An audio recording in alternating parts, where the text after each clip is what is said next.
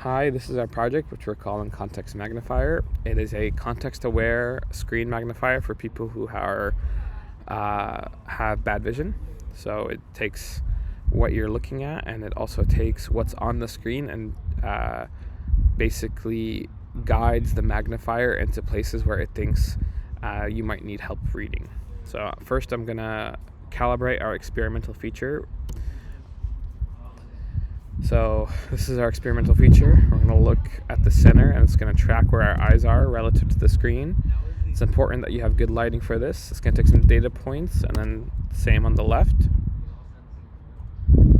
same on the right, so on and so forth until we have all the data points that we need. It's important that we take a lot of data because right now webcam tracking, eye pupil tracking, and gaze tracking on webcams is very difficult. It is not easy to do.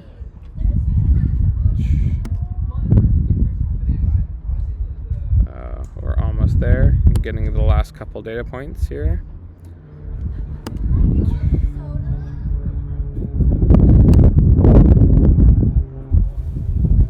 Okay, so that's going to be the last data point. Once this has been done, it's going to give us a nice little screen here, and we can see how accurate our calibration was. So I'm looking to the right, looking to the left, looking up, looking down, and it is very jittery. That is to be expected.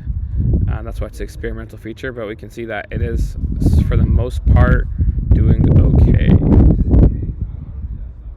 Cool, so we can exit that, and that's going to save our calibrations to calibration.data.json. From there, we can start up our program. So our program, we'll go ahead and just start it up right now.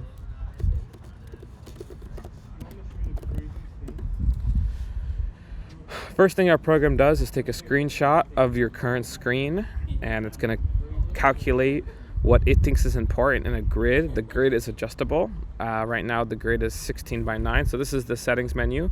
It's a very nice space theme. We put all our astrology symbols in here. So we have Leo, Cancer. I don't know the other two, to be honest, and we have our settings here. There's a lot of settings that you can apply and tweak with to get your preferred things.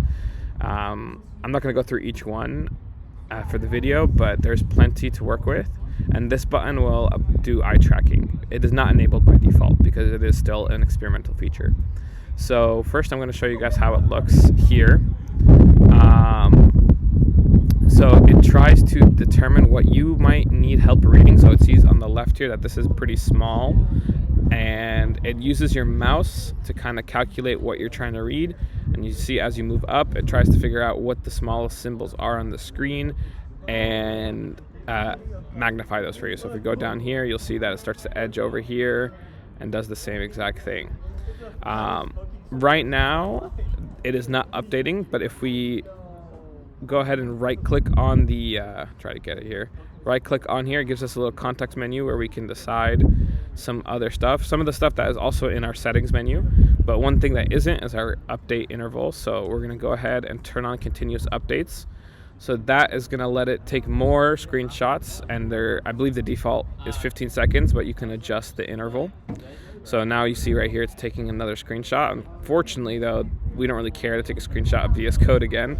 So we can go ahead and move on over to Safari, where I have the Wall Street Journal open. So I'm going to wait for it to take another screenshot. I'm going to give it about 15 seconds here. Just in case it hasn't taken a screenshot. And again, the interval is updated. You can update the interval to as low as 1 second. However, that might not be enough time for the computer to read the screen using OCR and assign, kind of calculate where each important thing is. So now I think it's updated, so we can go ahead and take a look on it. You can see right here, there's nothing here. So it thinks that what you're going to need help reading is this small text up here. When you go to the journal, it's going to go ahead and try to read the title for you, and also that small text on the bottom. So you can see as the small text on the bottom goes, it thinks you're trying to read that. And the same thing here, it sees that the small dense text is down here, and it's going to try to go ahead and read it for you. Just remember that it does take a little time to update. update. However, it's kind of nice on websites like the Wall Street Journal because the layout is the same for the most part, right?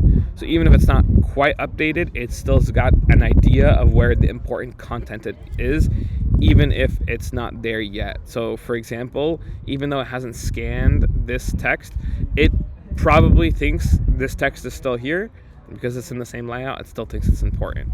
So we can also just wait here to get it to recalculate. So I just recalculated right there when it snapped like that, and we can see right here, it sees that this small text right here is probably difficult to read, so it's trying to go ahead and read it for you, and same here in this Ukrainian city.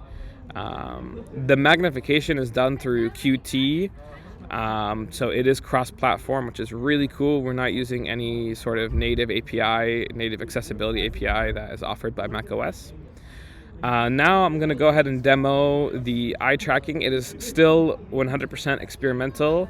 There's a lot of work that needs to be done to get it to work 100%, but I will show it off anyways. So we're going to turn on the eye tracking, and it's going to ask for our calibration data. I recommend calibrating every time. And now it's looking at your mouse position and your eyes to try to determine what you're reading. So I'm looking here towards the right, and it thinks that I am trying to read this. So if I actually scroll through it, it's going to kind of snap to it, but it's still very shaky. And unfortunately, the way the magnification works right now, it kind of struggles to catch itself during eye tracking. But it is cool. I mean, I'm looking to the left right now, and it's giving me a little bit of the missile strikes. Looking down to the bottom left right now, and it's still kind of stuck. You can try looking to the top right and see what happens.